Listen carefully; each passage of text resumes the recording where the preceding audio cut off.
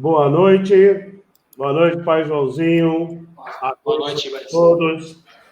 Mais uma vez, meus irmãos, estamos aqui para essa live muito importante, hoje com as nossas candidatas, a professora Célia Santos e a Valéria Viper, e mais uma vez dizendo aqui do intuito do nosso grupo, Axé na Política, que é um grupo formado por sacerdotes e sacerdotisas de diversas casas, diversas ideologias políticas, que entenderam a necessidade de se unir em prol dos nossos candidatos e fomentar a candidatura dos nossos irmãos para que possamos ter nossos representantes nas câmaras municipais, não só em Campinas, como em todos os municípios.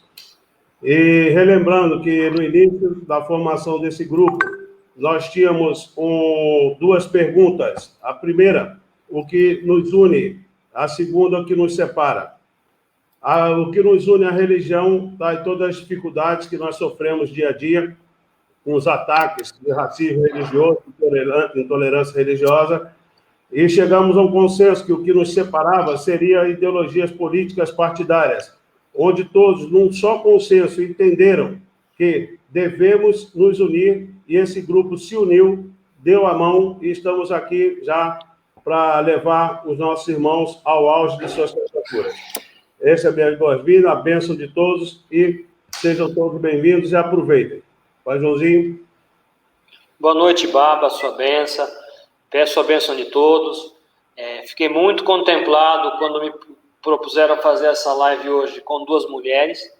A nossa Umbanda é uma religião, o Candomblé também, matriarcal. A mulher tem a sua importância, muito mais que a gente, tem os seus comandos. Então, foi um grande prazer. Desejo boa sorte a vocês duas, mãe Célia e Valéria, aos nossos candidatos e a todo o nosso povo de terreiro. A importância desse trabalho que a gente está começando é maior do que a gente pensa. É formar as pessoas, é fazer o nosso povo de terreiro sair do terreiro e se assumir na rua. Entender que é necessário ter políticas públicas, que é necessário ter representantes em prefeitura, em vereança, em conselhos. Essa é a nossa missão. E a gente dá graças a Deus com um grupo bom, agradecendo toda a formação que está sendo feita, e vamos sair muito mais fortes desse período. Obrigado, Pablo. Vamos embora. E já pedindo aí a nossa operação técnica aí, que traga nossas duas convidadas de hoje para a nossa live.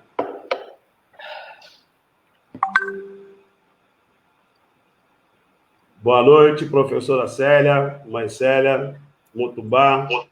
Boa noite, Valéria. Mutubá. Eu vou, de início, pedir primeiro a mãe Célia que faça a sua apresentação inicial. A palavra está com a senhora.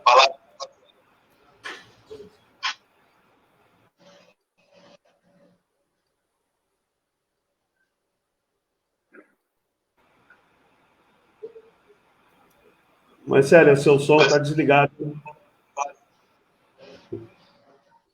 Desculpa. Boa noite, a bênção, Pai Jason, a bênção, Pai Joãozinho, a bênção, Valéria.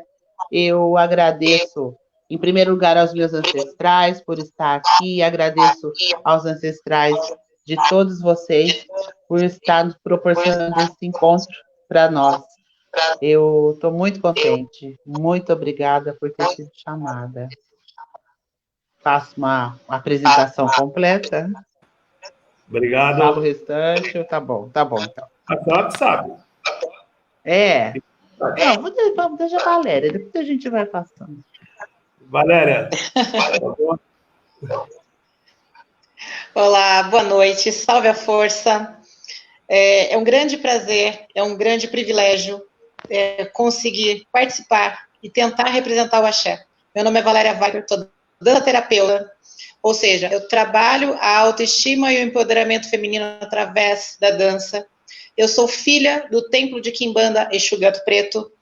E o meu compromisso aqui hoje nada mais é que falar junto aos meus irmãos do Axé, que independente da vertente, independente da família, nós temos uma ancestralidade, nós temos uma tradição, nós temos Axé, e o que nos une é a nossa fé e a vontade de ser melhores. Então, é um prazer estar aqui com pais, e estar aqui com uma mãe que tem muito a aprender e continuarei aprendendo a partir de hoje e sempre.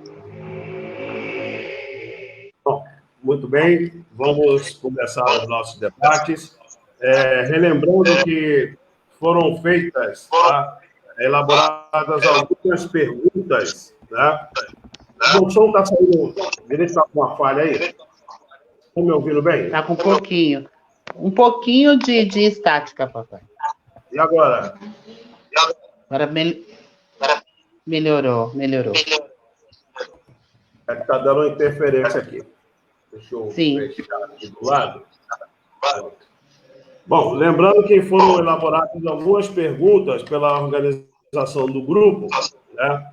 E essas perguntas, como acordo com os candidatos, as assessorias, tá, foram repassadas e foi feito aqui no sorteio. Eu pediria ao pai Joãozinho, vai fazer 3 perguntas, nós vamos intercalar. Ele faz uma, eu faço outra, tá? Aí a ordem de resposta nós vamos falar na hora. Então, eu pedi ao pai Joãozinho que fizesse a sua primeira pergunta às nossas candidatas.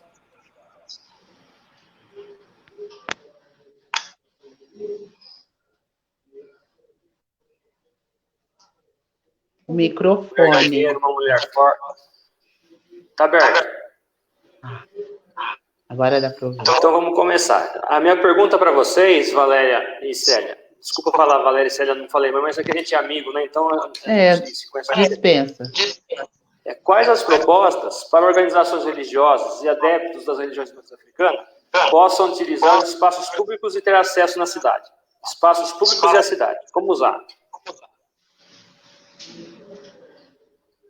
Primeiro a Célia. Começa. Tá bom.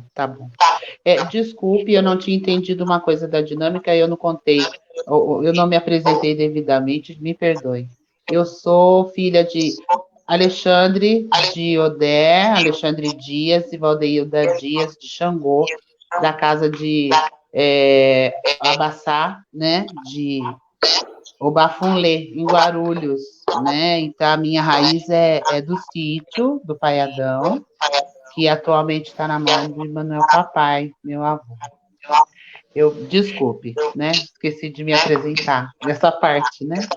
Em relação a essas questões, pai Joãozinho, o que nós precisamos, na minha forma de pensar, e é o que eu vou buscar trabalhar, é justamente entender que o uso do espaço é uma coisa que já é permitida a todos. Nós podemos usar o espaço. O que acontece existe a necessidade de fazer uma legislação que acompanhe, que tenha a função de acompanhar todos os trâmites para que nós tenhamos direito. Porque muitas vezes nós somos questionados como quem está querendo privilégios. Nós não queremos privilégio. Nós queremos um direito que nos é permitido, nos é dado. Porém, nós precisamos, dentro desse trabalho, né, legislar e buscar fiscalizar esses trâmites para que não aconteçam situações muito constrangedoras que nós já vivenciamos, né? Nós já de quantos projetos, quantos eventos que acabaram acontecendo e deixando de ter tudo que era necessário. Então, aí nós temos que ver, né? Quem estará nessa Secretaria da Cultura? Quem é que vai estar lá para que nós possamos nos aproximar e fazer as nossas propostas, levar as nossas demandas, mas também organizar as coisas de uma forma que todo mundo tenha conhecimento do processo, para que não exista aquela desculpa, mas essa parte ninguém disse, aquilo deixou de ser feito porque ninguém sabia, que é muitas vezes o que alegam, né, para o nosso povo. Então, eu acho imprescindível atrelar-se a quem estará na Secretaria de Cultura e colocar no papel mesmo, sabe? Se para um evento X tem que ter 3 letras, então, no tempo justo, certo e correto, todo mundo tem que saber que essas 3 letras têm que estar ali, tanto quem vai participar, como quem está promovendo, para assegurar esse direito. Obrigado, mãe Célia. Valéria? Bom, eu concordo com a mãe Célia, onde ela afirma que os espaços públicos já existem e já tem abertura para que todo e qualquer cidadão possa utilizá-los. A diferença é que é a falta de conscientização desse direito. E esse direito, como já foi conquistado, nós, como representantes do povo, temos que assegurar que ele seja exercido, que esse direito seja exercido. Por exemplo, nós temos um espaço chamado CIS Guanabara, e no espaço CIS Guanabara, ele é de responsabilidade da Unicamp. Cumprindo-se o protocolo de garantir, através de ofício, a solicitação de uma data de realização de evento, o espaço é 100% gratuito, com estrutura de salas de aula, de toaletes e de espaço também na área livre, para que se aplique eventos ou culturais ou sociais, e de certa forma, pouca gente conhece isso. Então, se o cidadão não conhece o seu direito, ele não o exerce. Se o cidadão também não tem representação nos órgãos de poder, ou seja, não tem voz, então, ele continua na ignorância e continua sendo discriminado. Então, na verdade, essa conscientização da população parte de nós, representantes, e também o nosso dever de legislar, fiscalizar, supervisionar e, por que não, lutar. Porque diante de uma discriminação, qualquer outro motivo, qualquer outro quesito, que mesmo cumprindo todos os protocolos, podem ser levantados. Mas se temos a consciência de que temos uma constituinte a ser cumprida, se temos, então, uma consciência, se temos uma capacitação, vamos em frente e conseguimos, então, derrubar toda e qualquer objeção.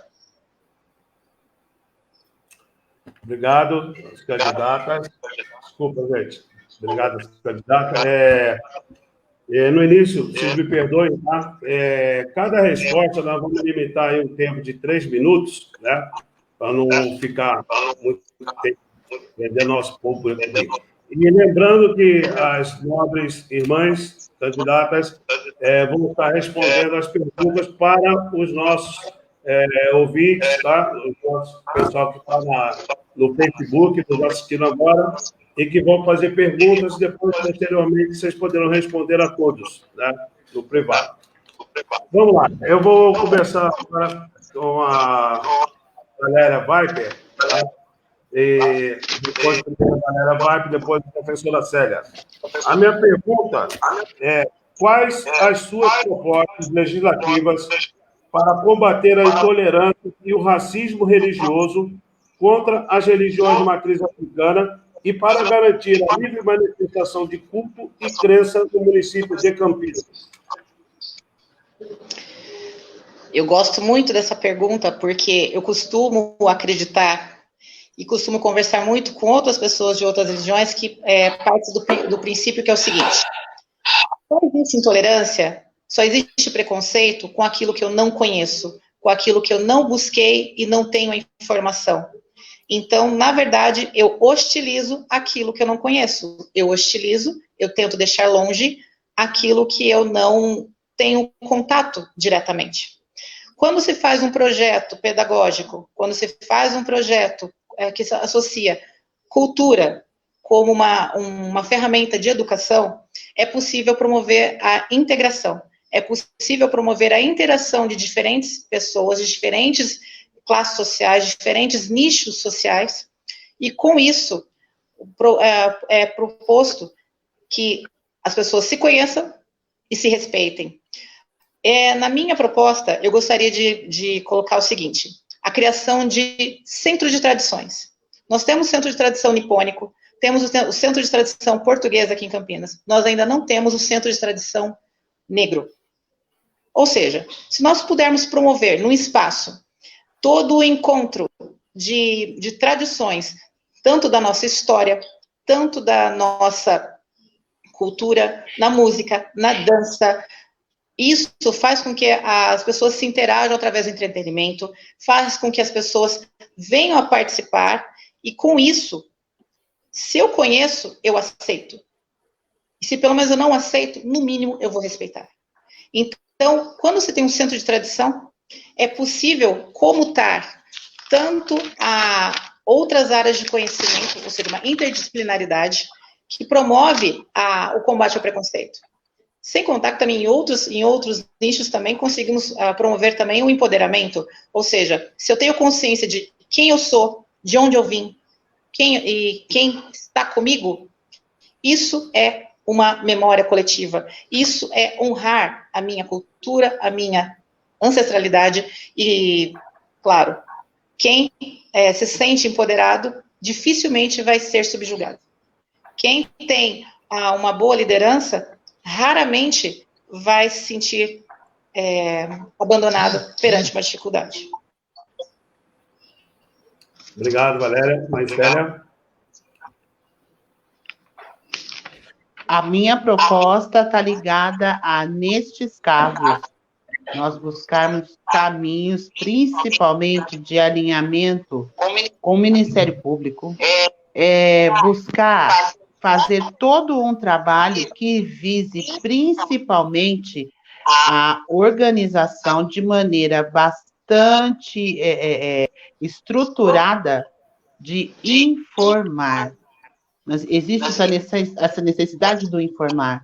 Nós temos que buscar caminhos, porque existem leis, existem vários tópicos que falam a respeito disso, mas nós ainda precisamos avançar nesse sentido para que nós tenhamos mais conhecimento, mais gente sabendo a respeito do que fazer, do como agir, porque são questões que fazem parte do nosso dia a dia, a intolerância, a violência, o racismo, tudo isso, mas nós precisamos começar a fazer um outro caminho.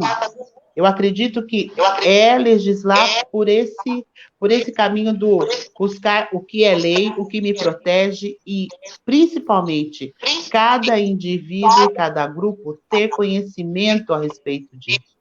Então, o que você faz se acontecer tal coisa? O que você faz se acontecer outra, né? O que é que a gente pode efetivamente fazer para que, quando vir a acontecer, infelizmente, que a gente sabe que vai acontecer, você saber o que fazer, você tem que saber como agir, né? Você tem que saber como agir. Eu acredito que uma boa parte das situações que acontecem, elas estão principalmente ligadas ao susto e também aquela coisa do, e agora, o que eu faço? Né? Então, existe a necessidade, na minha maneira de pensar, que é necessário fortalecer. Nós temos que fortalecer o que nós temos. Nós temos o CR aí para nos fortalecer, justamente para quê? Para que nós tenhamos onde buscar formas de resolver, e se chegarmos lá não for suficiente, vamos trabalhar para criar leis que nos ampare, que nos consiga nos empoderar, como diz a Valéria, a coisa do empoderar, do entender-se portador de dignidade e respeito como qualquer outro cidadão.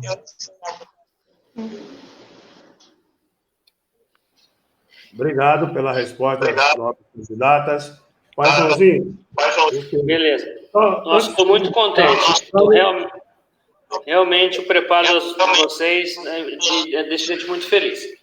Estou vendo algumas perguntas pelo Facebook, então, para ajudar aí, para a gente ganhar tempo, sobre o CR, sobre intolerância, racismo religioso, quais as propostas de vocês para o acompanhamento de vítimas de intolerância religiosa e racismo religioso em Campinas? Entrando também a homofobia aí, qual a proposta de vocês? Primeiro a Célia, né? Tudo bem. Primeira coisa, para atender, eu volto na seguinte questão. Existe a legislação, porém, é extremamente necessário que os órgãos que existem e que nos amparam em situações como essa sejam fortalecidos, eles precisam ser fortalecidos em todos os aspectos, tanto do que se refere a material, equipamento, pessoa. Por quê? Porque nós temos várias vertentes dentro de uma certa violência. Então, nós temos a violência do racismo, nós temos a violência da homofobia, nós temos em relação à religiosidade. Todas essas violências, elas necessitam de projetos de trabalho, é lei mesmo, como eu havia dito.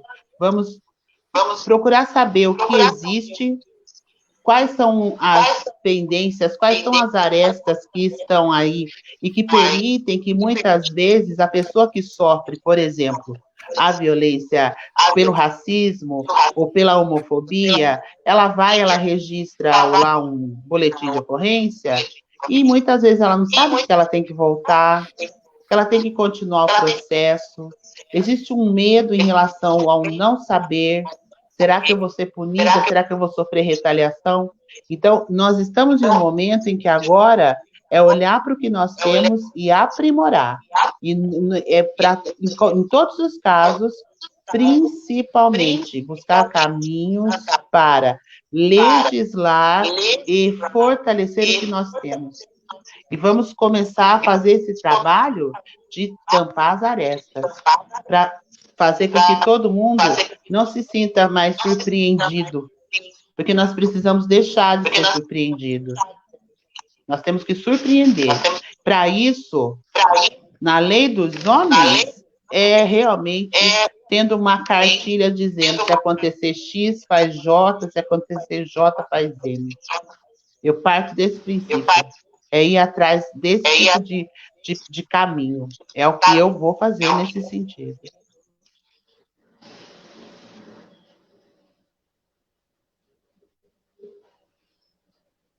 Valéria, por favor.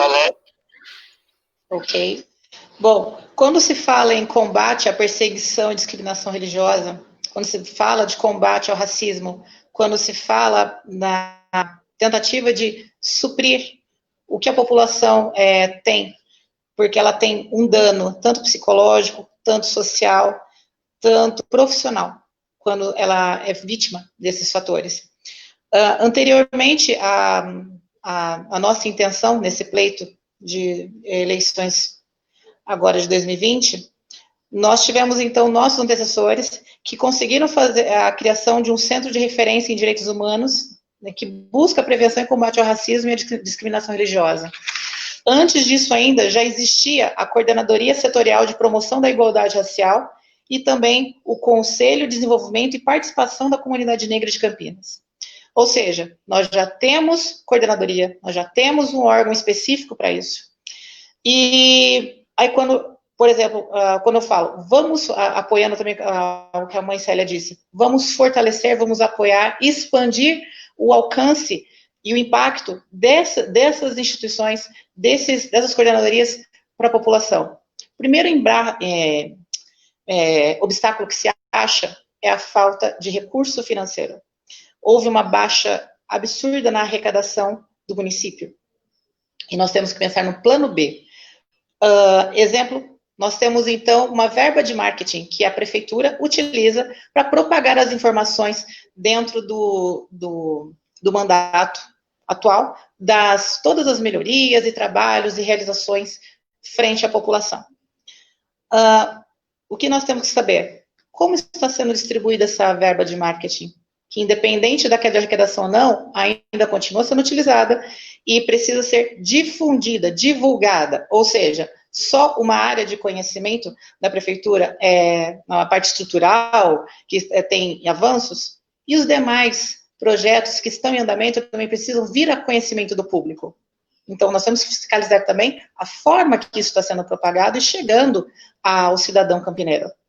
E, voltando ainda a dizer, na falta de recurso financeiro, nós temos o plano B. Exemplo, a esfera governamental, tanto estadual quanto federal, ela abre tanto por regime de PROAC, quanto por regime de Lei Rouanet, quanto demais outros editais, em que oferecem verbas para que projetos, tanto sociais quanto culturais, sejam difundidos. Antigamente chamava Siconv, que é uma espécie de convênio entre prefeituras e as esferas governamentais, onde é publicado diretamente o edital, ou seja, a proposta de oferecer uma verba diante de um projeto que seja inscrito e apresentado nesse edital, ou seja, pleiteando a verba desse edital que está sendo disponibilizado. Em Campinas, nós não temos nenhum gabinete, até onde eu pude me informar, nenhum gabinete dispõe de uma pessoa que saiba escrever um projeto, que saiba adequar aos requisitos desses editais para que consigam pleitear e receber essas verbas. Ou seja, nós temos vários projetos engavetados, não temos quem ofereça uma segunda opção de verba para amparar o fortalecimento das iniciativas, tanto de ONGs quanto também do próprio poder municipal. Então, isso é uma bandeira que eu sustento. Hoje, que o Portal Sicom chama-se Portal Brasil, quantos vereadores querem ter e fazem questão de ter esse acesso? Quantas pessoas estão preparadas e qualificadas para pleitear esse tipo de verba e para fazer com que isso chegue diretamente como benefício ao nosso cidadão campineiro? Essa é a minha bandeira. Eu quero fazer isso. Obrigado. Muito salutar a resposta das nossas colegas, tá? Nossas companheiras aqui, tá? Guerreiras. E agora eu vou para a minha segunda pergunta. Tá? Deixa eu deixar a Valéria respirar um pouco. Mas a senhora começa respondendo. Tá? A pergunta para as duas candidatas é a seguinte: quais as suas propostas legislativas para fazer a simplificação dos procedimentos legais para a regularização dos templos religiosos? E aqui, já dizendo, o templo religioso num todo, mas principalmente voltado para as religiões de matriz africana, que tem maior dificuldade nessa questão. Verdade. Mãe Célia? Quem começa? Sou eu? Eu acredito que o mais importante, o que tem para ser feito é uma adequação em relação às coisas que são importantes para que a casa funcione. Todas as casas de santo, elas precisam, todas as casas religiosas, elas precisam entender que existe uma lei e que essa lei precisa ser cumprida. O que muitas vezes acontece é que o que é pedido é uma coisa extremamente geral, então é pedido para uma família que tenha um culto familiar, né? Um culto que poucas pessoas tenha encargos e responsabilidades e um monte de outras coisas que é pedido para a mesma coisa que alguém que tem um barracão, um terreiro maior, com metros e metros quadrados de construção. Então, saber da lei como forma de garantia de direitos, de respeito, enfim, de várias outras coisas que são permitidas a todas as casas com registro, para que isso se torne uma coisa mais tranquila e mais simples, é justamente adequar o que já existe. Tem que adequar. Não dá para fazer a mesma legislação que rege uma casa reger todas, porque cada um tem uma forma de culto, cada um tem um trabalho específico que não pode ser generalizado. Então, como nós sabemos que a nossa matriz é uma matriz que traz várias possibilidades de culto, é necessário que todos sejam enquadrados dentro dessa lei de regularidade, mas também de forma adequada ao que existe. A lei precisa ser, sim, respeitada, mas nós temos que olhar para esse religioso, para esta casa, de forma diferenciada. Eu não posso propor a mesma coisa para todo mundo. Então, isso é um trabalho que está ligado a uma legislação onde você tem que chamar o povo, não chamava o povo que é da casa, vamos chamar essas pessoas, vamos saber por que é que não dá certo, por que não deu, para um deu certo, para aquele não deu, na minha casa não deu, onde é que estão os pontos comuns e onde é que o negócio não está certo. E fora isso, nós já temos muitas coisas que falam a respeito disso, como, por exemplo, a Armac, né? Fez uma cartilha falando sobre como a gente vai regularizar isso tudo, como é que nós vamos colocar essas coisas para funcionar. Então, volto no ponto de que nós precisamos de orientações. E esse trabalho de trazer essa orientação é uma coisa muito tranquila. Eu acho que é algo que eu jamais poderia deixar de fazer. É muito importante que isso aconteça. Adequar tudo que existe de forma que seja garantida a todas as pessoas o direito, né? De acordo com a necessidade e a condição que ela tem naquele momento. Eu acho que isso é imprescindível para realmente nos tirar dessa invisibilidade, né? Porque nós acabamos nos tornando invisíveis, porque todo mundo faz seu culto lá no quintal e não conta, porque na sua casa, aquela casa do fundo só tem um banheiro, entendeu? Coisas desse tipo. E isso nunca, né, deixou de fazer com que as coisas não acontecessem. Então, é legislar nesse sentido, pela equidade.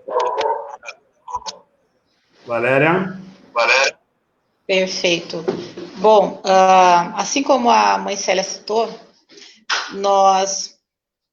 acho que são 3 pontos principais. Primeiro de tudo, o nosso povo do axé chegou já a hora de despertar para uma realidade que é a seguinte: por que as demais religiões não são perseguidas? Por que as demais religiões não têm dificuldades de ter o seu imóvel, não sofrem invasões e tem isenção de taxas e impostos? Porque as demais religiões, elas se institucionalizaram. Ou seja, elas se regularizaram perante o poder público e conseguiram, então, não ter privilégios, exercer seus direitos. O nosso povo do axé também precisa despertar isso. Por quê? Por mais que seja oneroso, mas é como a mãe Célia citou, eu também concordo, e é fato. Lei tem que ser cumprida. A diferença é que, para uma lei ser cumprida, nós estamos falando de privilégios, sim, de um protocolo correto. Uma mesma fiscalização para fazer a abertura de um terreiro, por exemplo, o bombeiro vai lá verificar se aquele prédio onde funciona o terreiro é seguro. Tem que ter a luz de emergência, tem que ter a sinalização da porta de entrada e de saída, e assim como demais aspectos. Para isso, aquela pessoa que vai fazer essa supervisão, ela não conhece a realidade de um terreiro. Ela não conhece alguns detalhes que diferenciam de outras instituições. Então, se nós, povo do axé, nos organizarmos, criarmos um protocolo que informe, instrua, que essa pessoa que vai lá, seja o bombeiro, seja aquela outra, esqueci agora o termo, tô um pouquinho nervosa, esqueci o termo, certo? Mas o outro órgão que também faz a fiscalização da questão do próprio do prédio. Então, pulamos essa parte. Bom, se é necessário que seja criado um protocolo, uma diretriz correta para que a fiscalização seja feita de acordo com a realidade que está sendo avaliada. Quando se avalia a importunação sonora, da qual também os nossos terreiros são vítimas, né, de denúncias, e o funcionário público vai lá medindo realmente se aquele barulho está incomodando, ok, isso é padrão. Mas determinando outros critérios, precisa de um treinamento específico, e que nós, povo do axé, temos que orientar, criar um protocolo, aí sim, criar uma cartilha para que aquela fiscalização seja feita de acordo com a realidade que nós temos, independente da vertente religiosa. Sendo matriz africana, cada uma tem uma especificidade, mas temos o ponto que nos une. É a facilidade de atender as pessoas, ter 2 banheiros para atender masculino e feminino, as luzes de emergência, assim por diante, a sinalização e tudo mais. Então, a Armac esteve com esse projeto, mas desconheço ainda os reais entraves, mas assim, foi diminuindo a força de que isso fosse sendo capacitado e potencializado dentro da nossa cidade. Mas, basicamente, temos essa missão. Se nós temos institucionalização, temos regularização. Se temos regularização, temos direitos exercidos e o desrespeito começa a regredir. Então, creio eu que essa é a nossa saída. Obrigado. Vai, Joãozinho. o seu áudio. Bom, gente, eu acho que está muito boa a conversa, estou muito satisfeito. A gente sabe, mãe Célia e Valéria, que o carnaval é uma festa cultural e é um grande espaço de divulgação da nossa religião. Com coerência, com alegria. A gente consegue colocar os nossos orixás com respeito na rua, os pretos velhos. Qual seria o projeto de vocês para que Campinas voltasse a ter o carnaval? Eu lembro que no último carnaval que teve no desfile realmente do pessoal de samba, sempre na abertura os pais santos descem com a afoxé cantando, abençoando. É um espaço muito importante de cultura e de divulgação da religião. Como que vocês veem essa causa do carnaval e como a gente pode fazer isso voltar a funcionar? Mãe Célia primeiro?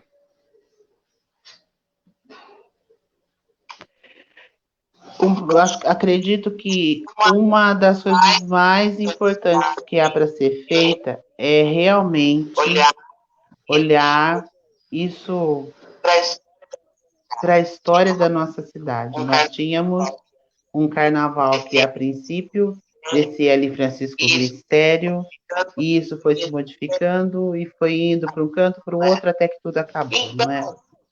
Então, qualquer projeto que se faça nesse caminho é buscar quem vai estar na Secretaria da Cultura, perceber se estará de braços abertos para nos receber, ou saber se teremos que, né, empunhar as nossas armas e lutar pela questão da manifestação cultural que está apagada. Mas está apagada por quê? Então, no primeiro momento, é buscar todo o povo que é ligado a isso, todas as pessoas ligadas às escolas de samba, chamar os sambistas, vamos conversar, saber com o povo do afoxé o que é que aconteceu, onde é que está onde é que está o ponto em que começou esse esfacelamento desse lado cultural da cidade, que era apreciado por todos, porque eu me recordo de ter assistido muitos carnavais, e esses carnavais aconteciam de uma forma que hoje não se vê nem sequer uma lembrança mínima. Então, é um trabalho, sim, de buscar uma conversa, buscar as pessoas envolvidas dentro desses projetos e fazer comissões, e fazer grandes conversas, e fazer grandes disputas das situações que levaram essas coisas a desaparecerem. Quais foram as leis que fizeram com que manifestações do porte que nós tínhamos em Campinas sejam totalmente esquecidas, né, por muitos? Tem uma grande quantidade, tem muita gente que não sabe disso, dependendo da idade, nunca chegou a ver um carnaval. Então, assim, existe uma questão que envolve, com certeza, uma suposta questão de não haver dinheiro, né? Como mesmo a Valéria falou, que existem verbas que estão aí flutuantes, usadas para coisas que nem se sabe exatamente se são tão importantes assim. Então, é buscar isso, antes de tudo, ouvir o que esse povo tem para dizer, e vamos trilhar o caminho de um ponto depois do outro, ajustar, alinhar, buscar parceria, mas buscar parceria de quem entende que é uma marca cultural que está total e completamente apagada e que faz parte do nosso histórico. Nós temos que resgatar, porque um povo que não tem memória, não sabe da sua história, ele fica sem identificação. E isso é uma das coisas que eu mais prezo, é a identificação. Então, é um trabalho muito minucioso de ouvir. Eu imagino que seja extremamente detalhado, mas será extremamente importante legislar por esse caminho. Nós temos que buscar esse trabalho que foi feito para desaparecer e fazer com que ele seja desfeito para aparecer novamente, né? Vamos trazer esse axé de volta. Acho muito importante. Perfeito. Bom, eu vou só retroceder um pouquinho, porque assim dizer, por que eu resolvi entrar, pleitear dentro do MDB a minha candidatura como candidata? Simplesmente quando eu tentei, em nome da minha fé, apoiar já uma ação que já existia dentro do Cemitério da Saudade, que era o Santuário do Seu Tranca-Ruas, e transformar aquilo num patrimônio sociocultural de Campinas, e eu percebi que se eu tivesse já um cargo eletivo, do nosso grupo, da comissão do Santuário do Seu Tranca-Ruas, até que nós conseguimos construir uma capela para ele lá dentro, se nós tivéssemos já um cargo eletivo, um vereador nos representando, ou seja, nós do povo do Axé, nós não teríamos enfrentado tantos entraves para que isso acontecesse. Primeira barreira foi que pessoas do órgão do CONDEPAC e demais pessoas desconheciam o valor histórico, o valor cultural da nossa fé, do nosso objeto de profissão da nossa fé. E já foi um esforço provar por A mais B por que deveria estar lá. Ok, foi concedido, está erguida, será inaugurada no próximo ano, após a pandemia passar. E quando se trata de que, simplesmente, nós temos um inimigo já que se evidencia à nossa frente. O nosso inimigo é a intolerância, o nosso inimigo é a desinformação, o nosso inimigo é a quebra da identidade. Quando se quebra a identidade de um povo, simplesmente você desarma e você domina esse povo. A partir do momento que uma corrente de religião contrária à nossa simplesmente diz que o movimento cultural do carnaval, da cultura do samba, da cultura negra, só tinha valor como entretenimento, toda e qualquer verba foi retirada. Eu fui convidada pelo meu amigo Edson Joia a ser vice-presidente da Liesca, Liga Independente das Escolas de Samba de Campinas. E foi exatamente isso que foi relatado. Nós não tivemos verba mais para fazer o nosso carnaval, porque simplesmente era encarado como mero entretenimento e não uma manifestação cultural. Dessa forma, se nós conseguimos, então, resgatar esse valor e aprimorar o conceito de escola de samba no sentido literal. O que é uma escola? É um lugar onde se educa, um lugar onde se informa. A escola de samba, ela pode desde formar a passista, formar o musicista, o cantor, a costureira. Ela também pode propagar toda a informação da formação do nosso povo negro, da nossa população de Campinas, resgatar a nossa identidade, criar identificação através da cultura do entretenimento, sim, mas ofertando lazer, ofertando turismo, empreendedorismo, emprego e renda. Se nós conseguimos, então, traduzir a escola de samba ao seu real conceito, então não vai ser mais entretenimento. Vai ser uma ferramenta de mudança de realidade, uma ferramenta cidadã que o campineiro merece. Então, essa é a minha bandeira. E, Edson Joia, grande abraço para você. Obrigado, Valéria, obrigado, Marcélia. Vamos lá. Lembrando, mais uma vez, que estamos tendo muitas visualizações, muitas perguntas, e a nossa coordenação técnica está fazendo uma verificação das perguntas, que muitas perguntas que foram feitas no Face já foram respondidas pelas candidatas, tá? Então, está sendo feita uma avaliação de quais perguntas serão feitas do pessoal do Face. Vamos lá. Não é tendenciosa a pergunta, viu? Eu gostaria de saber, agora das duas candidatas, em serem eleitas, quais as suas propostas para a educação e para a implantação da Lei 10.639 de 2003, do ensino da história e cultura afro-brasileira e africana. Quem responde primeiro? Quem se aventura? Marcélia, já é da área. Não é tendenciosa, viu, Valéria? O microfone soltar. Marcélia? Não. O microfone dela. E caiu a conexão. Então, a Valéria vai responder até a mãe Célia retornar a conexão, pode ser? Pode, pai Joãozinho? Ok. Voltei. Combinado. Voltei. Bom, quase pode ninguém deixar, sabe, mas Valéria. eu também cursei pedagogia. Então mãe tá Célia bom. voltou. Bom, Pode como eu ia continuar, dizendo, eu também Valéria. cursei pedagogia. Ai, ok. Que bom que você voltou, não me deixa sozinha. Não se preocupe.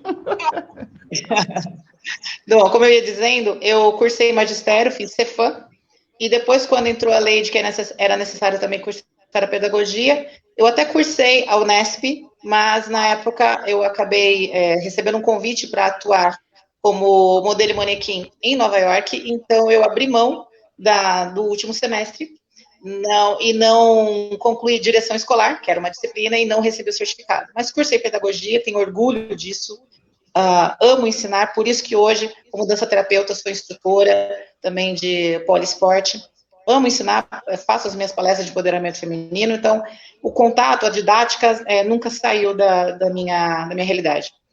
E quando se fala, então, da Lei 10.639 de 2003, que nada mais é que a lei que impõe que o ensino de história e cultura afro-brasileira seja uma realidade dentro das nossas escolas, ou seja, é lei, ela tem que ser aplicada.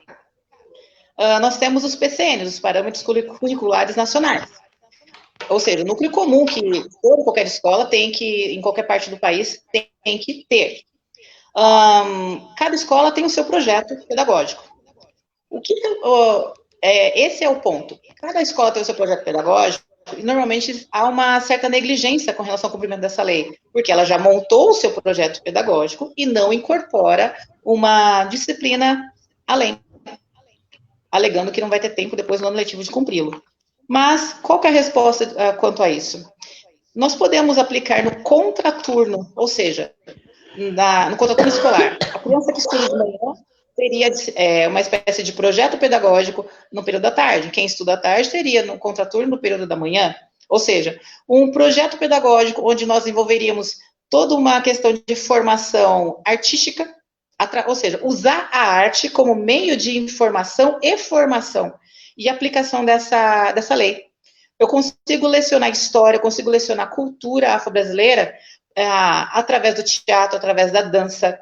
E, por exemplo, assisti, eu não lembro agora se foi 2015 ou 2016, no Centro de Tradições Gaúchas, uma linda apresentação de teatro e dança sobre os orixás.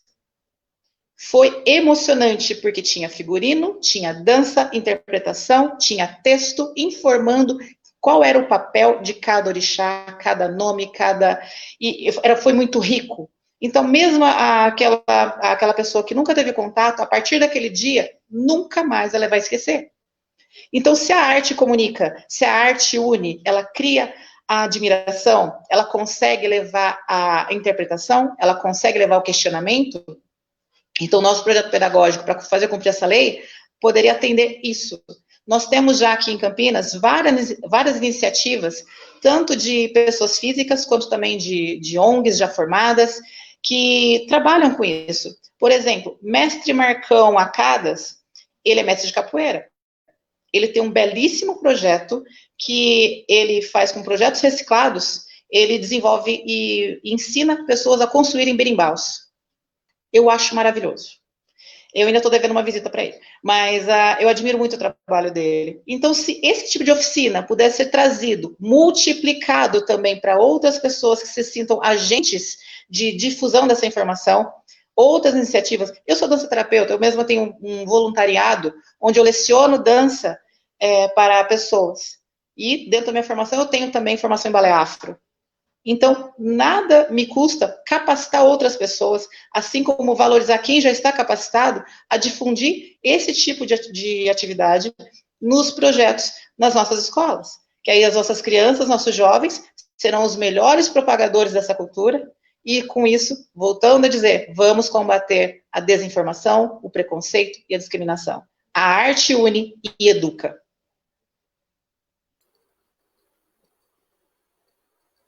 Muito bom. Obrigado, galera. Professora Célia. Tá ouvindo? Dá para ouvir certinho? Tá. Eu tenho que confessar que essa é uma das maiores paixões da minha vida. Toda vez que eu penso nessa questão do que o trabalho como parlamentar pode abrir portas em relação não somente a 10.639, a 11.000 também, que fala de cultura indígena, porque são os dois povos que não estão realmente no currículo escolar.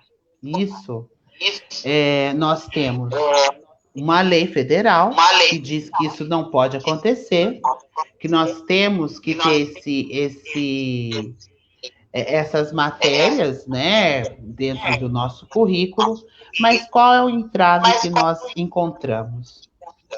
A 10.600, ela produziu, inclusive, ela foi usada para inúmeras coisas, inclusive até para enriquecer algumas editoras, mas ela não serviu para definir o assunto como algo imprescindível para o nosso povo, porque isso é imprescindível. Quando eu falo de um povo que não sabe de si mesmo, ele não sabe porque ele não reconhece as próprias origens, ele não sabe de onde ele veio, ele não sabe o que ele fez. Então, eu também tenho formação de pedagoga, trabalhei 30 e tralalá anos em sala de aula, e isso me faz ter a certeza que implementar efetivamente não só 10.600, mas a 11.000 que fala sobre cultura indígena, está ligada a quase todas essas coisas que nós temos, que a gente vem percebendo. A lei existe, mas não funciona como deveria. Por que ela não funciona? Ela não funciona porque muitas escolas, muitos municípios dirão, não, mas no meu município a 10.600 ela é trabalhada. Sim, mas como? Eu posso dar uma folha e pedir para o aluno ler. Eu posso oferecer várias atividades envolvendo essa 10.600, mas eu não significo e ressignifico isso para aquela criança. Então, quando a gente pensa em matriz africana, eu penso na dança, penso na comida, eu penso na medicina, eu penso nos arquitetos, eu penso nos matemáticos. Eu penso em Hermes Trismegisto, que todo mundo ouve, às vezes quem ouve pensa, quem será esse cara?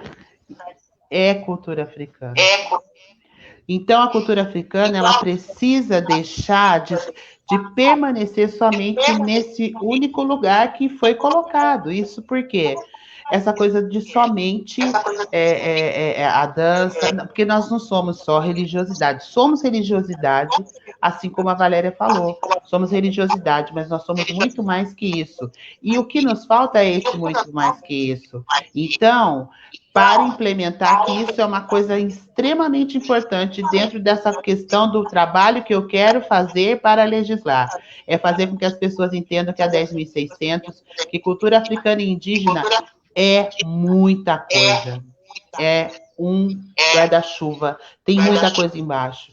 Então, para isso, é ouvir os professores, sim. É saber o que não funciona. É entender o professor como ser humano e um ser humano que pode, de repente, não dar conta de lidar com aquilo.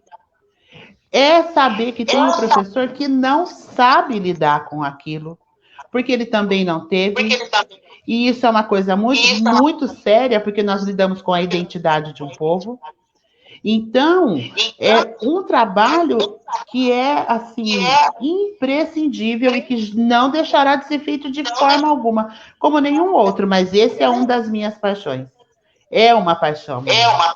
Porque quando eu faço com que o aluno entenda que ele não descende dos que morreram, só apanharam, só, entendeu? Produziram só a feijoada, ele começa a se entender como gente pertencente de algo.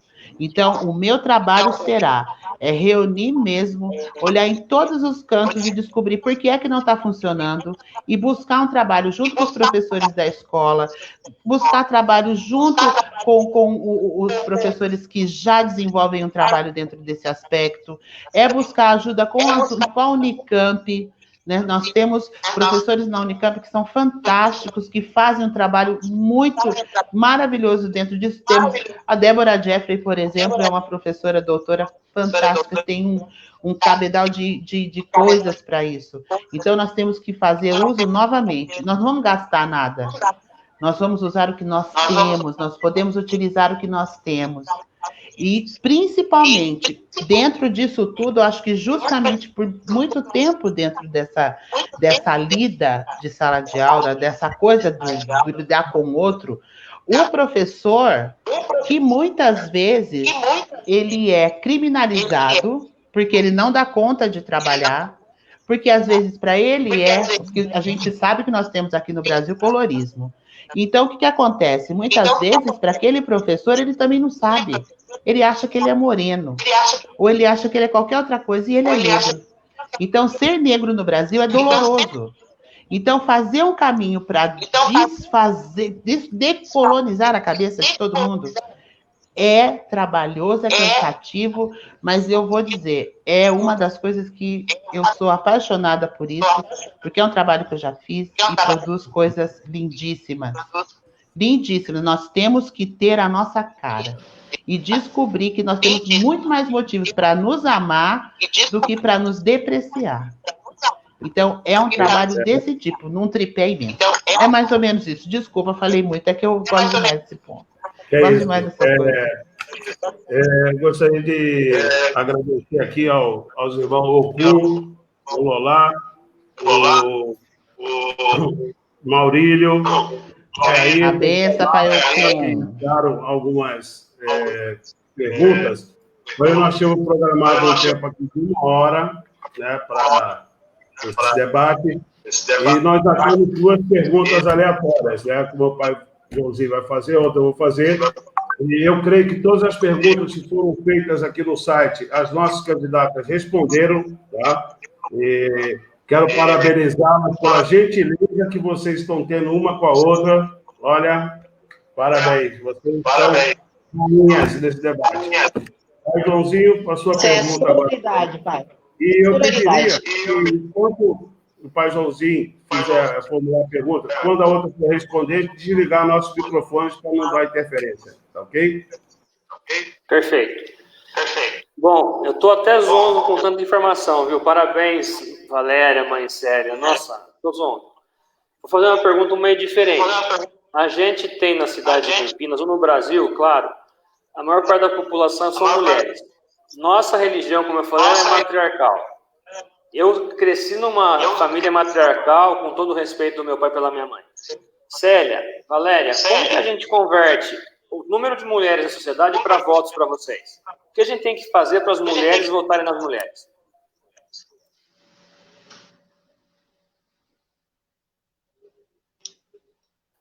Valéria, primeiro? Bom, para uma mulher votar em outra mulher, ela tem que se lembrar do seguinte: quantas mulheres estão ocupando a Câmara Municipal atualmente? Apenas uma. Historicamente, em Campinas, muito menos que 20 em todo o período de existência de Campinas. Porque uma mulher tem que tomar a frente. O nosso olhar de sensibilidade, de saber gerir vários assuntos com mais diplomacia, com mais racionalidade e ainda com a sororidade, com um olhar mais sensível. Isso faz com que nós nos tornemos mais... E, claro, a nossa característica principal, a curiosidade. O que nós não sabemos, nós corremos atrás até descobrir como fazer, não é, mãe?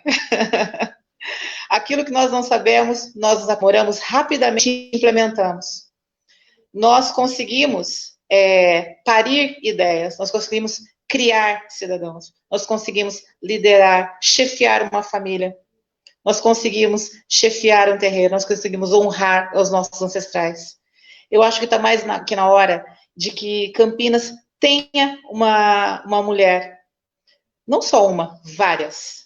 Nós temos atualmente aqui em Campinas, em termos de eleitorado, a possibilidade de termos dentro do axé até 7 candidatos eleitos. 7. Se eu não me engano, me corrijam, pais, se nós temos no nosso grupo 9 candidatos do axé. Então, só o nosso povo conseguiria eleger a maioria deles. Então, o que nós estamos esperando? Por que esperar, depositar confiança só num simpatizante e não levantar a bandeira? Eu quero alguém do axé. Está na vez de uma mulher. Está na vez de uma mulher que está ali. Quantos anos a senhora está também na frente do seu terreiro, mãe Célia? Olha, pelo menos mais de 14, né? Ou seja, muito mais de 10 anos ali à frente não só de uma família, mas formando, amparando pessoas, conhecendo a realidade. Eu estou há 2 anos na Quimbanda. Nós tive também uma formação anterior a isso, porque a busca pela espiritualidade é uma premissa na nossa humanidade. Então, nós merecemos, nós mulheres merecemos.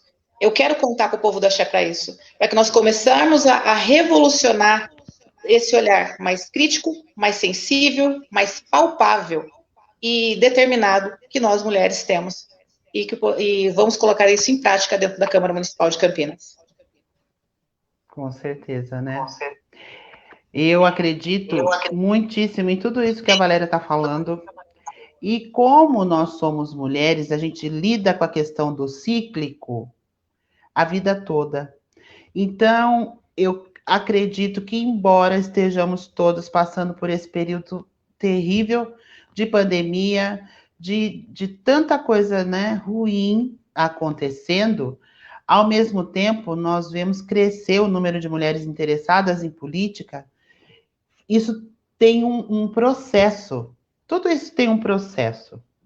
Tudo isso foi maturado, porque nós, enquanto mulheres, de uma maneira geral, fomos educadas, né, para fazermos outras coisas. Nós fomos educadas para servir somente a quem estivesse ali, era a sua vida só dentro da sua casa, você não tinha que pensar, né? Nós temos aí, há pouco tempo atrás, uma IA maravilhosa que foi embora, que foi mãe Beata. Um dia ela dá uma entrevista e ela fala assim: olha, meu pai não queria que eu aprendesse a ler e escrever, porque ele dizia que eu ia mandar carta para o namorado. Então, nós éramos reduzidas a isso, pelo pensamento externo e não pelo interno. Porque, no fundo, nenhuma mulher parte do princípio de que ela não é capaz de fazer as coisas. Então, a gente busca subterfúgios, como a Valéria falou, a gente vai costurando pelas beiradas. Então, o que nos ajudaria, sendo que nós somos tantas, é entender. Eu acredito que o movimento que está acontecendo especificamente esse ano, ele vai se refletir muito, porque eu creio que fazia muito tempo que não se via tanta mulher, que não se via tanta mulher negra, não se via tantas outras mulheres negras e não negras, indígenas, que é uma coisa que ninguém estava acostumado, né, a ver. Então, para nos ajudar, as mulheres precisam entender que você precisa assumir o seu lugar. E o lugar que nós temos é esse, é o de gerir. A gente faz isso mesmo de boa, é tranquilo para a gente, é natural, não tem a ver com competir, é natural para a gente fazer isso. Há homens que fazem isso, sim, mas nesse momento, politicamente falando, está faltando uma colherzinha das meninas aí, nesse meio.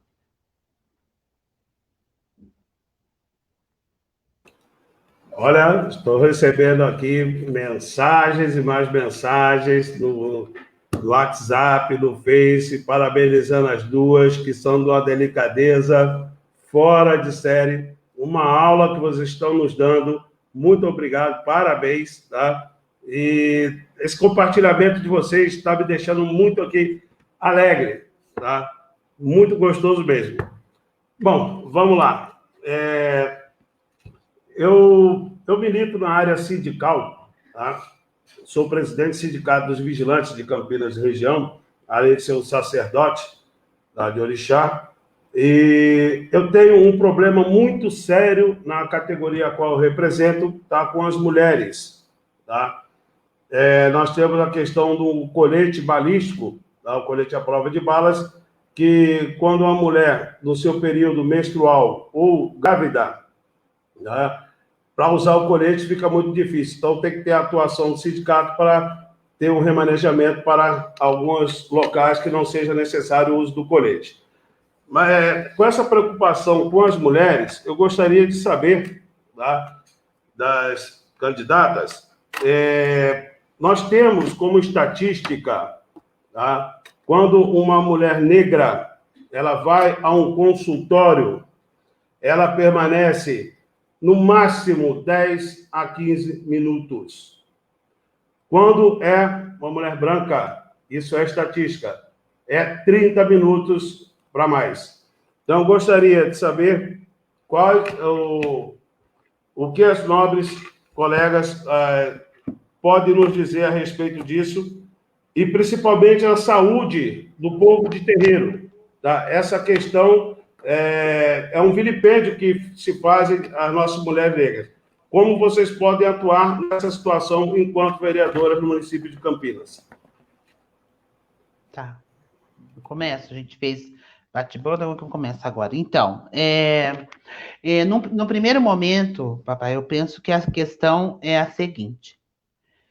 Se nós fizermos uma leitura sobre onde se encontra a maior parte da população que está em desvantagem em relação a várias outras coisas, saúde, educação, habitação, saneamento básico, bens de consumo, de maneira geral, nós encontraremos, na sua grande maioria, as mulheres negras e mulheres de condição financeira bem reduzida. Então, como essa quantidade de pessoas aliás, elas têm o que em especial? Na maior parte é o acesso à educação que foi negado. Quando eu tenho um aluno para alfabetizar, você começa com uma cartilha. Eu acredito que a primeira coisa que precisa ser feita nós precisamos informar. Tem que ter um trabalho para informar essas mulheres que estão passando, sejam elas por qualquer tipo de problema de saúde, de atendimento. Nós temos que mudar isso e transformar isso realmente em lei.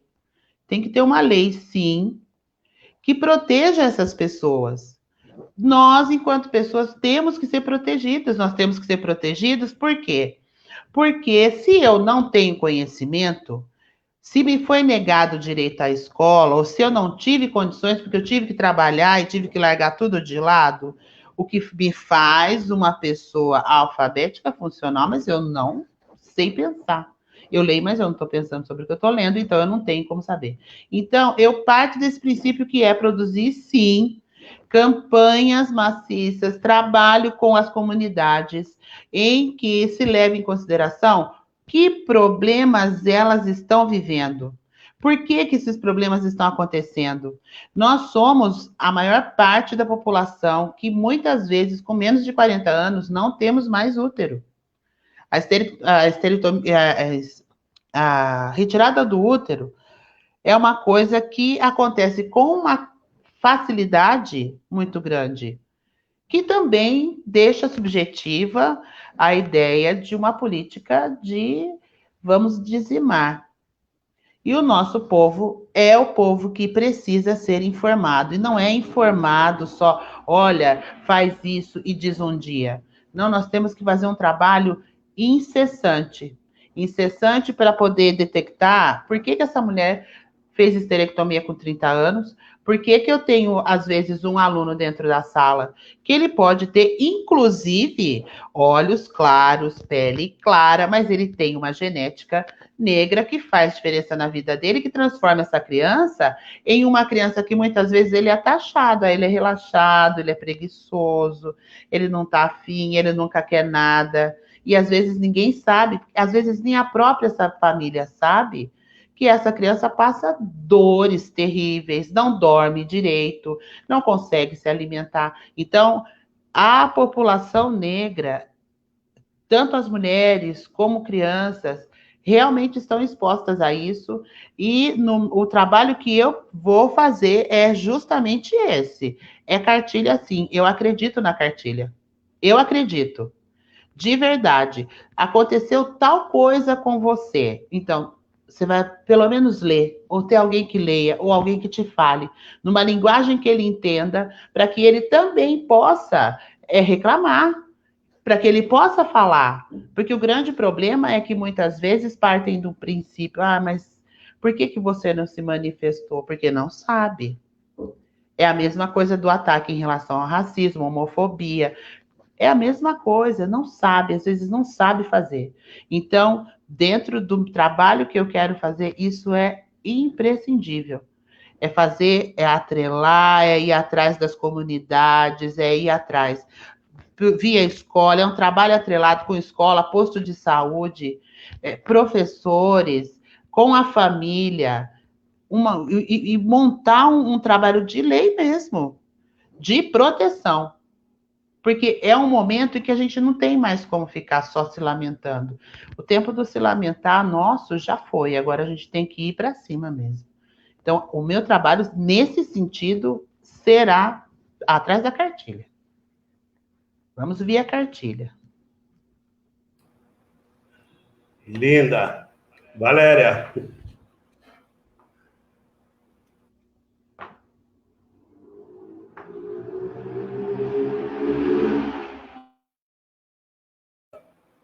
O microfone está desligado.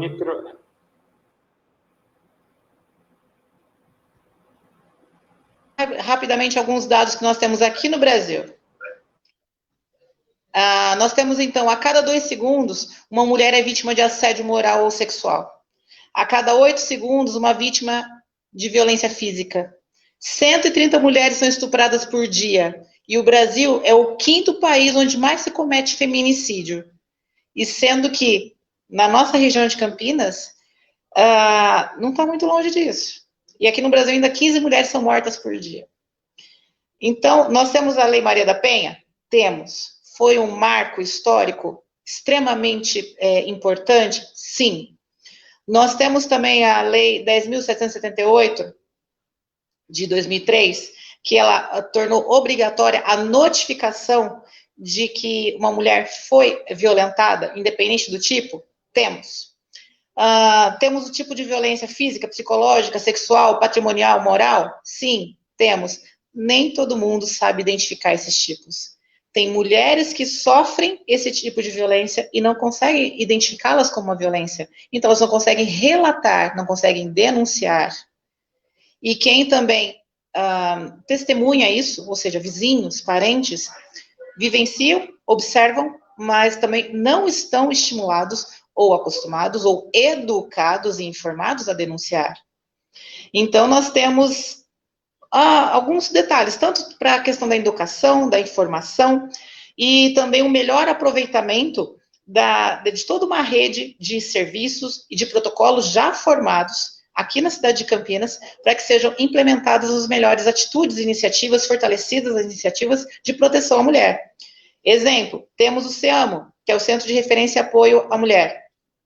Excelente. Ele faz apoio de acolhimento, prestação de atendimento psicológico, social, orientação jurídica, consegue ter uma boa coordenação por parte da senhora Elza Fratini? Ok. Mas também tem, tá coligado ainda com toda uma rede de serviços, que seria, então, junto com a Delegacia de Defesa da Mulher, junto com a rede luminar de cuidado de violências, de vítimas de violência. Sim, tem toda essa conexão. Só que, ano passado, segundo uma postagem no Facebook da própria CEAMO, apenas foram contempladas 10 mil pessoas, 10 mil mulheres foram atendidas na questão dessa assistência perante a violência que sofreram. E ainda não é o suficiente. Os nossos serviços existem, as nossas formas de combater isso já existem, mas precisam ser fortalecidas, precisam ser valorizadas, precisam ser propagadas a fim de que a população sinta a presença mais marcante. E também, por exemplo, tem um aplicativo, é o SOS Mulher, desenvolvido pela Polícia Militar do Estado de São Paulo.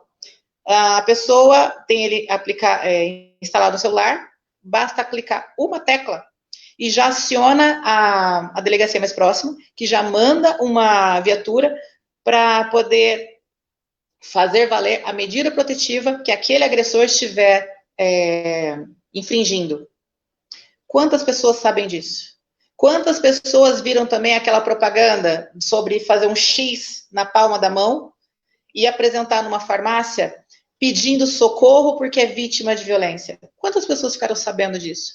Quantas pessoas usaram isso? Isso que é o nosso problema. Informação, conscientização. Sair do silêncio. Essa tradição que nós recebemos desde a nossa infância de que entre marido e mulher não se mete a colher, não se aplica mais. A violência também ocorre entre casais, seja heterossexual, como também homossexuais. Não tem que ser discriminado só pela sua orientação sexual. Direito é direito e é estendido a todo e qualquer cidadão. Todas as iniciativas são válidas. Temos também a necessidade de valorizar algumas iniciativas que são simplesmente pessoas voluntárias, que às vezes determinam uma parte do seu salário, que não é grande, para poder implementar uma ação de ajuda, dar uma cesta básica àquela mãe que foi abandonada pelo pai que não paga a pensão alimentícia, seja por aquela mãe que teve que sair correndo com a roupa do corpo, porque não conseguia reunir seus pertences, porque ou ela morria, ou ela ficava na casa, suportando tudo aquilo, e não tem nenhum tipo de amparo. Precisamos fortalecer essas ONGs que já estão nessa área há muitos anos. Nós temos o marco regulatório. Eu só esqueci o número da lei, lei 13.000 alguma coisa. Depois eu posso recobrar e postar nos comentários. No marco regulatório, estabelece-se que o município ele é responsável por fazer uma melhor orientação para que instituições estejam devidamente cadastradas, devidamente funcionando, e façam com que os seus atendimentos sejam aumentados, potencializados e com uma maior abrangência. E quantas pessoas conhecem esse marco regulatório? Quantas instituições estão sendo beneficiadas por isso? Não conheço ainda nenhuma. Eu conversei com o responsável do Instituto dos Cegos, porque ele estava passando em dificuldade com relação a alguns fundos, né, que ele precisava suprir, algumas despesas para poder manter aberto o Instituto dos Cegos. Ele não sabia que existia o marco regulatório e que a própria prefeitura poderia ajudá-lo a regularizar uma situação onde ele não perdesse a verba que o governo federal destina para ele. Onde está o nosso representante público para fazer isso? Façamos nosso papel. Vereador é para isso. Vereador fala a língua do povo. Vereador conhece a necessidade do povo. Implementa a lei vigente do seu município, fiscaliza, supervisiona e orienta da melhor forma para que isso seja um bom serviço. E, assim, uma qualidade de vida para todo cidadão. Obrigado pela resposta das duas candidatas. Nós estamos chegando ao fim do nosso debate e eu gostaria de deixar aqui, lembrar a todos que no próximo dia 27, também às 19h30 nesse canal, teremos aí a live com a Marcela Moreira e com a Lúcia Castro, tá? E onde serão aí os mediadores, tá? O nosso amigo Ayrton, do Conselho Tutelar, e o pai do Xangô. Agora vou partir para os candidatos, tá? Estão livres para fazerem suas considerações finais, tá? Mandar uma mensagem para o nosso povo e por que vocês acham que o nosso povo deve votar em vocês, tá? É livre. Quem começa? Vocês vão no para o ímpar? Meu respeito aos mais velhos. Mãe Célia. Mãe Célia. É a hora em que depois a gente fica pensando assim, olha, você vê, a gente fica revelado, exposta. As pessoas sabem que a gente é mais velha. Muito obrigada. Brincadeira. Eu parto do princípio que tudo que nós temos da nossa história, eu digo por mim, eu saí da maternidade, eu não tinha nem, acho que, um mês de nascida, meu pai me levou para os pés de Seu Pena Branca. Então, eu fui batizada na Umbanda. E eu acho isso maravilhoso, é meu padrinho.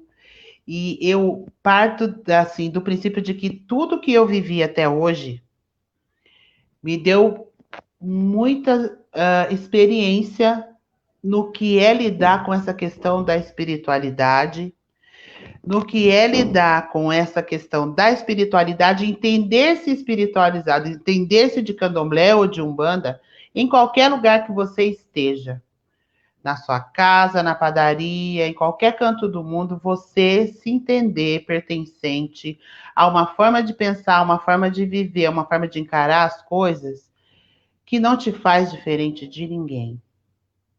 O nosso maior erro enquanto povo do santo, penso eu, é que nós fomos educados mesmo para ouvir que política e religião não se discutia. E por que que isso foi dito? Isso foi uma fala que foi implantada pelo nosso colonizador com o interesse de nos subjugar. Então, eu acho que estamos na hora de entender que nós pertencemos a uma matriz tão rica e tão poderosa que uma das maneiras que as pessoas têm de nos encurralar foi dizendo durante anos a fio que nós não sabíamos nada, que nós não éramos ninguém. E hoje a gente sabe que não é isso. Isso é um processo que vai acontecendo. E o meu não foi diferente. Eu não consegui. Eu só estou aqui hoje, agora, falando com vocês, porque eu desconstruí o que foi dito ao meu respeito.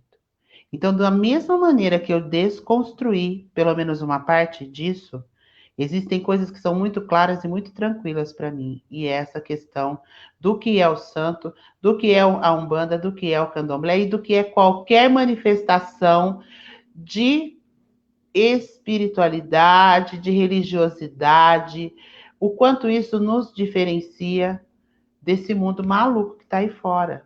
Os nossos valores são extremamente importantes. Os nossos valores são civilizatórios.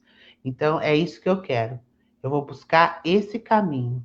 Da mesma maneira que eu vivenciei experiências muito felizes na minha vida, de chegar a ter alunos que eram crianças, minha turma era sempre de criança, que conseguiu entender que ele era gente sim, e que ele tinha direitos e era maravilhoso, é o que eu vou fazer. É por isso que eu quero voto sim, quero voto para isso. Quero voto para essa versão, para esse tipo de pensamento que todo mundo diz que não é bom, mas ele é. E ele é tão bom que as pessoas dizem que não, que é para ser deixado de lado. Nós temos axé, não nos dobramos mesmo, por isso que nós estamos aqui, apesar de tudo. Apesar de tudo, e continuando. E é isso que eu quero. Eu quero continuar e quero tudo que eu aprendi, eu quero ajudar todo mundo que quiser. Preciso mesmo fazer isso, que é uma questão de amor e de carinho e de agradecimento à vida que o meu orixá me deu quando eu achava que ela não valia mais nada. Foi a Irá que me deu isso de volta. Foi meu ori, e então eu quero fazer valer e honrar essa oportunidade.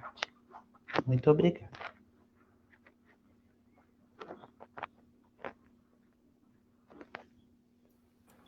Valéria, por você. Gente, Baba, dá licença. Oh, desculpa. Pode falar. Não, pode continuar, depois eu faço meu último comentário. Obrigado, tá ótimo. Valéria, com você.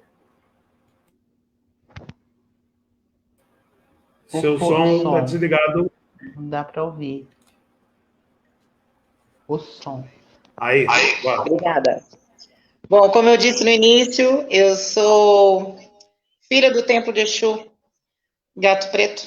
Eu sou filha da sacerdotisa Mama Carla Gomes. E a nossa quimbanda, ela não tem sincretismo. Então, nós cultuamos Exu e Pombogira. E uma das coisas mais valorosas que eu aprendi com Exu, e também tirando das palavras do próprio Gandhi, que viva o mundo conforme você quer que ele seja. E na força de Exu, que você seja movimento, que você seja força de transformação. E quando uma mulher lidera, ela puxa as demais para liderar. E eu sei que inicialmente eu não coloquei a minha candidatura como um mandato coletivo. Eu poderia ter feito isso, mas não foi uma opção entregue. Embora hoje eu já saiba que, sendo eleita, eu posso nomear uma comissão, onde ela possa me acompanhar dentro do meu gabinete e me assessorar nas decisões perante o público. Eu faria questão de ter a mãe Célia como membro dessa equipe minha, pós-eleita, sinceramente. Diante desse ponto de vista sensível e diante da educação. Eu me apaixonei por ela. Mas continuando, eu quero ser eleita exatamente por causa disso. Eu cheguei em Campinas em 2007. Eu morava fora do Brasil por um tempo. Cheguei aqui. Campinas foi que me abraçou. Foi aqui que eu conheci meu marido. Foi aqui que eu estou edificando a minha carreira como dança-terapeuta. Sou coreógrafa. E de tudo aquilo que eu aprendi ao longo da minha vida, no mundo corporativo e também nas primeiras noções dentro da pastoral da criança, foi que o voluntariado, ele movimenta. O voluntariado pode fazer com que as pessoas se sensibilizem, se unam, e sem pensar se tem verbo ou se não tem. Elas são mais racionais. E com isso elas conseguem implementar com convicção do que o certo tem que ser feito, não importa como. E esse importar como não é romper leis, não é se deixar corromper, não é simplesmente fazer conchavo só para se fazer ouvir. É fazer a diferença. Então, como candidata, eu me coloco à disposição para isso. Eu tenho me preparado, eu tenho estudado, eu tenho conhecido a realidade de Campinas, eu tenho aberto o plano municipal de governo, eu tenho lido a respeito de toda e qualquer decisão que ronda dentro da Câmara. Todo e qualquer trâmite que está acontecendo, eu estou tentando me inteirar. E porque a informação gera poder.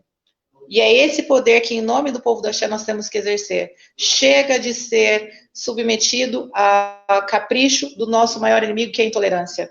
Chega da perda da nossa identidade. Chega de ficar apenas subordinado esperando migalha. Nós, mulheres, nós, povo do Axé, passamos essa fase. Nós temos, sim, que ter um representante, temos que nos institucionalizar, sim, para que nós exerçamos nossos direitos. Quem estiver mais preparado, que as nossas entidades abençoem e prosperem na vitória. Mas a nossa identidade como povo do Axé tem que ser levada em conta. Então, querido eleitor, consciência na hora de fazer a sua escolha. Seja a mudança que você quer que aconteça no seu município. Povo do Axé, una-se. Campineiro, cansou da mesmice, cansou da apatia, cansou de todo um trabalho ineficiente, aposte em quem está se comprometendo. Aposte em quem mostra preparo. Eu me disponho, a mãe Célia também. Vamos lá em nome do Axé e axé a todos. Agradeço imensamente a oportunidade de estar aqui hoje. Obrigado. Mais Joãozinho. Senhor. Axé, bom, Valéria. Gente, obrigado. É isso mesmo. Boa sorte a vocês duas. Eu estou muito contemplado com o que eu escutei hoje. Não falo surpresa porque vocês são mulheres de caminhada já, né, fazendo esse trabalho. Então, parabéns. Boa sorte a vocês. Que tudo corra bem. E vamos que vamos. A gente vai continuar esse trabalho de formiguinha para o pessoal de terreiro se conscientizar da necessidade de termos representantes. A gente sempre fala isso, acaba por chato. Mas é isso, Babajês, obrigado pelo convite, Rômulo, todo mundo que organizou essa live. E vamos compartilhar, gente. Essa live vai ficar no Facebook da nossa página. Joguem para frente, compartilhem para a gente conseguir crescer esse movimento cada vez mais. Obrigado, uma boa noite, a bênção de todos. Bom, assim, meninas, muito obrigado, tá? Excelente, maravilhoso ter ficado esse tempo todo com vocês aqui, ouvindo vocês, tá? Essa troca de gentileza de vocês que faz a gente entender que nós estamos no caminho certo. Que esse grupo Axé Eleições 2020, Axé na Política, tinha esse intuito. Todos que participaram dessa live, que viram vocês duas, Mãe Célia, do PCdoB, e a Valéria, do MDB, olha, a troca de gentilezas. Isso mostra que aqui não existe adversário, não existe rivalidades, tá? Todos estamos correndo atrás de um bem maior para a nossa religião. Eu rogo a meu pai Xangô que dê caminho, direção, dê prosperidade, felicidade a vocês, que vocês possam ser eleitas e nos dar muitas alegrias na Câmara Municipal de Campinas. Aombobô Tiqui, Xangô Beuá, a benção. Axé, a benção, axé. Axé, ó. De bom. Nos encontramos dia 1º. Sim. Então, gente, isso é uma evolução muito grande, sinal de evolução essa amizade. Parabéns para você. Isso chama-se evolução. A benção, Pai Joãozinho, a benção, Pai Jason, a benção a todos. Boa noite. Muito obrigada, muito obrigada. Axé. Até mais para nós. Até mais.